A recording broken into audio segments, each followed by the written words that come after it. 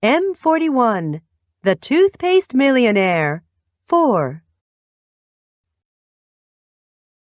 My brother James had been using the workshop for his model cars, and my mother was glad for an excuse to make James move his workshop into the attic. James is not very neat. My father helped us build 2 long tables for the laundry room, and once Rufus and I got all the jars and supplies set up, the place really did look like a factory.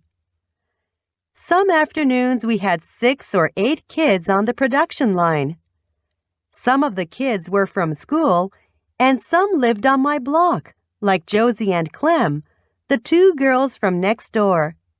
Josie and Clem were at my house almost every night now. I guess they decided that if I was a friend of Rufus, I was okay. I was glad they were coming over so often, as Rufus and I were getting a little tired of washing so many jars. I never was crazy about washing dishes. "Hey, Rufus," Josie said one night when she and I had washed about 200 jars. "What would you do if you had to pay us to wash all these jars for you?" "How about that, Rufus?" Clem said. "You couldn't sell that toothpaste for 3 cents if you had to pay us what we're worth."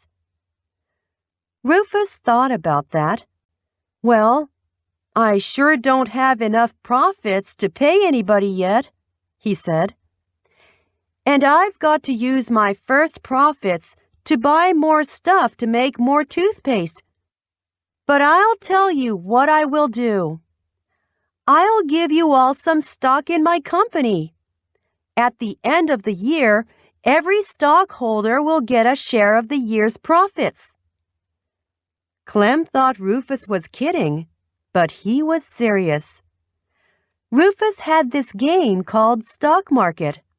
It's something like Monopoly.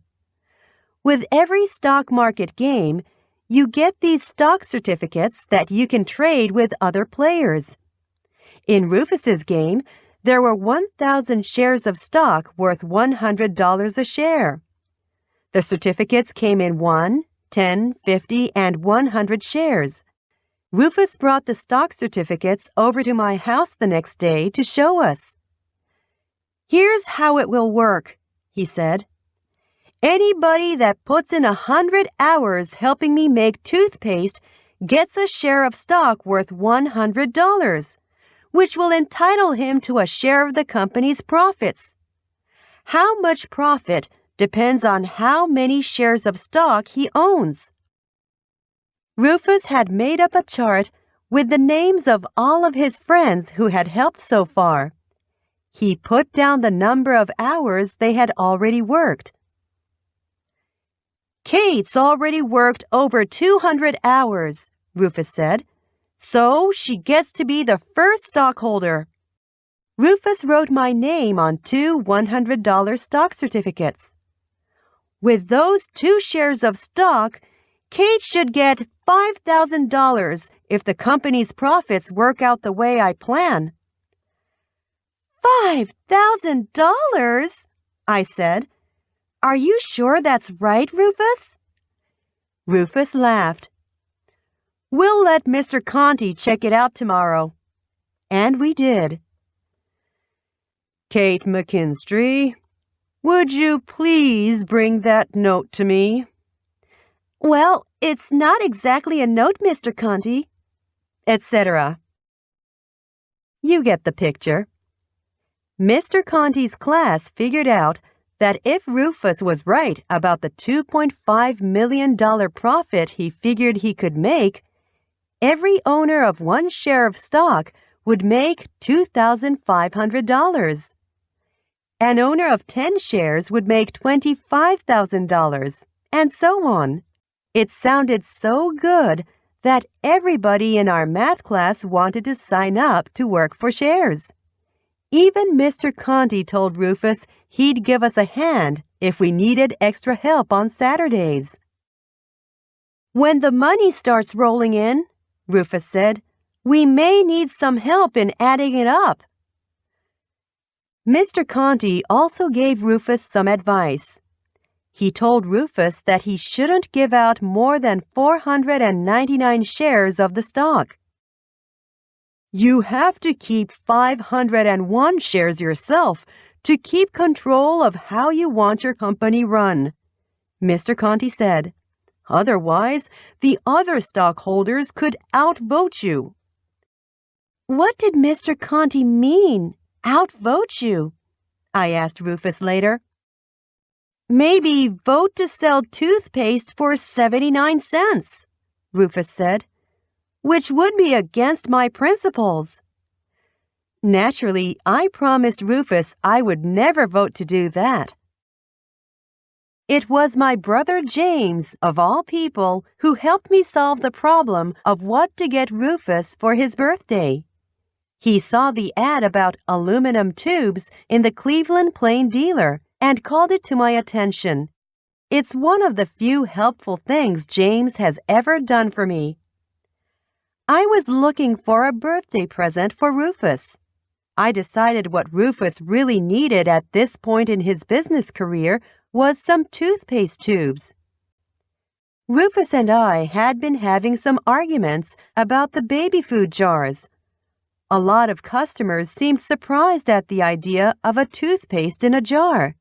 It seemed a little strange. "It's like peanut butter coming in a tube," I told Rufus. Rufus's reaction was, "Why don't they put peanut butter in tubes? You wouldn't need a knife to spread it." Josie and Clem agreed with me about the jars. Clem pointed out to Rufus that jars were heavier than tubes. "If you're going to be mailing 3 dozen jars all the way to Venice, California, you ought to think about the postage costs," she said. "And another thing," Josie said, "if everybody in a family is dipping his toothbrush in the same jar, it isn't too sanitary." "Everybody can have his own jar," Rufus said.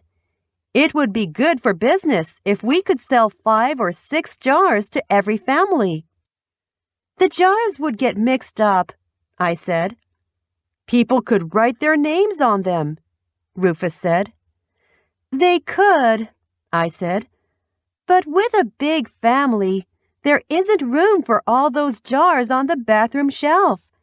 And even if there were, my brother James would always reach for the first jar." "Your brother James is a special problem," Rufus said. At least we agreed on that. I don't think we convinced Rufus about the jars, but I decided I would take a chance on getting him some toothpaste tubes just to see if they would improve sales. Did you ever try to buy a few toothpaste tubes? You can't. I tried hardware stores, drugstores, department stores. I couldn't find any place that sold empty tubes. And by the time anybody is finished with an old toothpaste tube, you can't really use it again, as you can a baby food jar. A man in a hardware store finally explained to me that an empty tube is not a retail item. He said I would have to go to a tube manufacturer.